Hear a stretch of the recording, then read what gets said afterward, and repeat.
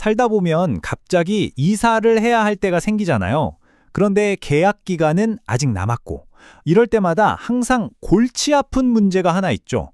바로 새로 들어올 세입자를 구하는 부동산 중개 수수료. 이거 대체 누가 내야 하는 걸까요? 오늘 이 복잡한 문제 제가 아주 시원하게 정리해드리겠습니다. 네, 바로 이 질문입니다. 어쩔 땐 내가 내야 한다고 하고, 어쩔 땐 집주인이 내야 한다고 하고, 도대체 뭐가 맞는 건지 정말 답답하셨죠? 지금부터 그 명확한 기준을 딱 알려드릴게요. 자, 먼저 가장 기본이 되는 원칙부터 짚고 넘어가죠. 원래 법적으로 중개 수수료는요, 새로운 계약의 당사자인 집주인이 내는 게 맞아요. 이게 대원칙입니다. 하지만 이건 어디까지나 원칙일 뿐이고요. 계약 기간을 다 못 채우고 나갈 때는 상황이 완전히 달라집니다. 그럼 어떨 때 세입자가 내야 할까요? 키워드는 가로 약속입니다. 세입자가 계약 기간을 지키기로 한 약속을 깨는 상황이라고 보시면 돼요.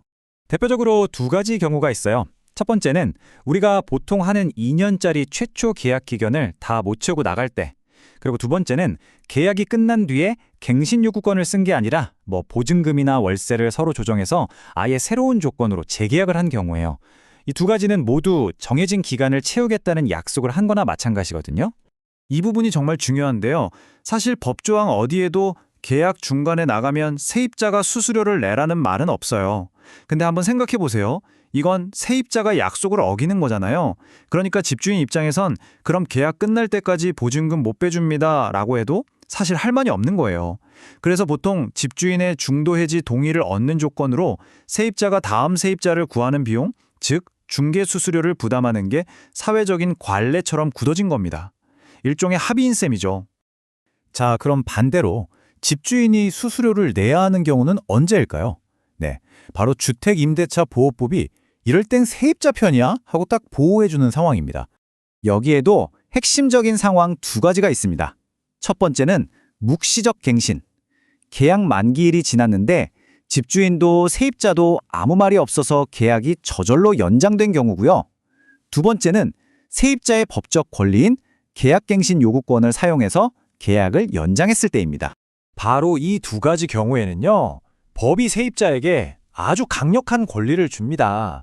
그게 뭐냐면 언제든지 저 이제 그만 살고 나갈게요 하고 계약 해지를 통보할 수 있다는 거예요.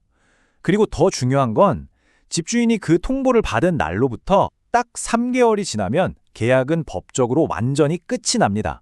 그러니까 그 이후에 새로운 세입자를 구하는 건 온전히 집주인의 책임이 되는 거고, 중개수수료 역시 당연히 집주인이 내는 게 맞는 거죠.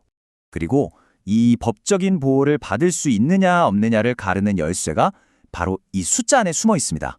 바로 3개월이죠. 이 3개월이라는 기간이 바로 법적 효력이 발생하는 시간입니다. 어떻게 보면 집주인에게도 새로운 세입자를 구할 최소한의 시간을 주는 배려인 셈이에요. 아무튼 이 3개월만 지나면 세입자는 계약 의무에서 완전히 자유로워지는 거고, 당연히 중개 수수료 비담에서도 벗어날 수 있는 겁니다. 자, 그럼 지금까지 말씀드린 내용을 아주 간단하게 정리해 볼까요? 사실 이 표 하나만 기억하시면 됩니다. 결국 핵심은 이겁니다. 내 상황이 계약 기간에 지키기로 한 약속을 깨는 상황인가? 아니면 법이 나의 퇴거 권리를 보호해주는 상황인가? 최초 계약이나 새로운 조건의 재계약처럼 약속을 지켜야 할 때는 세입자가, 묵시적 갱신이나 계약갱신 요구권을 사용한 경우처럼 법의 보호를 받을 때는 집주인이, 이렇게만 기억하시면 절대 헷갈릴 일 없으실 거예요. 이제 기준이 좀 명확하게 잡히시나요? 혹시 모르니 지금 바로 여러분의 임대차 계약서를 한번 꺼내서 확인해 보세요. 내가 어떤 상황에 해당하는지 정확히 아는 것. 이게 바로 불필요한 다툼을 막고 여러분의 소중한 권리를 지키는 가장 확실한 첫걸음이 될 겁니다.